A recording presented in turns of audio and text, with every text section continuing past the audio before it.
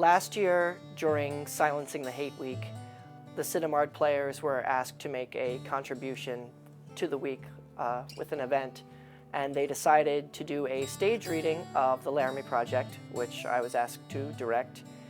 The Laramie Project is basically the true story of Matthew Shepard, who is a college student from Laramie, Wyoming, who was beaten basically to death. He died in the hospital later because he was gay. The interesting thing about the Laramie Project is that none of the dialogue in it was written by the authors.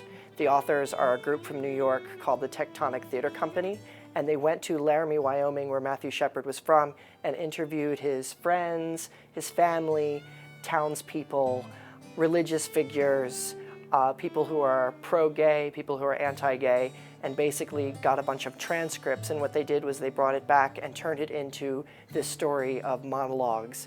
That way, none of the characters are one-dimensional. They are completely rounded. They're real people. So it's almost like doing a documentary with actors portraying real people.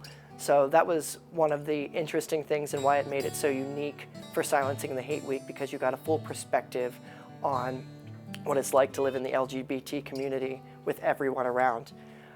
So for this year, during Silencing the Hate Week, the president, Nicole Weerbach, came to me and said, hey, you know, they did a sequel to The Laramie Project. This one's called The Laramie Project 10 Years Later. Do you want to do it? And I was like, oh, that's so cool. So I ordered the script and I read it, and it was really neat. Basically, what the sequel is all about is the aftermath.